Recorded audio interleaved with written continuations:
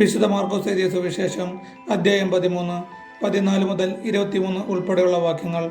ഭീകര ദുരിതങ്ങളുടെ കാലം, വിനാശത്തിന്റെ അശുദ്ധ ലക്ഷണം നിൽക്കരുതാത്തെടുത്ത് നിൽക്കുന്നത് നിങ്ങൾ കാണുമ്പോൾ വായിക്കുന്നവൻ ഗ്രഹിച്ചുകൊള്ളട്ടെ. യൂദയായിലുള്ളവർ പർവ്വതങ്ങളിലേക്ക് പലായനം ചെയ്യട്ടെ. പുരമുകളിലായിരിക്കുന്നവൻ താഴെ ഇറങ്ങുകയോ വീട്ടിൽ നിന്ന് എന്തെങ്കിലും എടുക്കാൻ അകത്ത് പ്രവേശിക്കുകയോ അരുത്. വയലിൽ ആയിരിക്കുന്നവൻ മേലങ്കി എടുക്കാൻ പിന്തിരിയരുത്. ആ ദിവസങ്ങളിൽ ഗർഭിണികൾക്കും മുലയൂട്ടുന്നവർക്കും ദുരിതം. ഇത് ശീതകാലത്ത് സംഭവിക്കാതിരിക്കാൻ പ്രാർത്ഥിക്കുവിൻ. ദൈവത്തിന്റെ സൃഷ്ടികർമ്മത്തിന്റെ ആരംഭം മുതൽ ഇന്ന് വരെ ഉണ്ടായിട്ടില്ലാത്തതും ഇനി ഒരിക്കലും ഉണ്ടാക്കാത്തതുമായ കഷ്ടതകൾ ആ ദിവസങ്ങളിൽ ഉണ്ടാകും. കർത്താവ് ആ ദിവസങ്ങൾ ചുരുക്കിയില്ലായിരുന്നുവെങ്കിൽ ഒരുവനും രക്ഷപ്പെടുകയില്ലായിരുന്നു.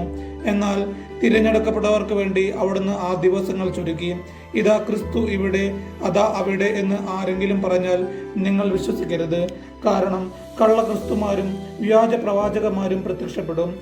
സാധ്യമെങ്കിൽ തിരഞ്ഞെടുക്കപ്പെട്ടവരെ വഴിതെറ്റിക്കുന്നതിന് അടയാളങ്ങളും അത്ഭുതങ്ങളും അവർ പ്രവർത്തിക്കും. നിങ്ങൾ ജാഗരൂകരായിരിക്കുവിൻ. എല്ലാം ഞാൻ മുൻകൂട്ടി നിങ്ങളോട് പറഞ്ഞിരിക്കുന്നു. നമ്മുടെ കർത്താവായ യേശു മിശിഹായ്ക്ക് സ്തുതി.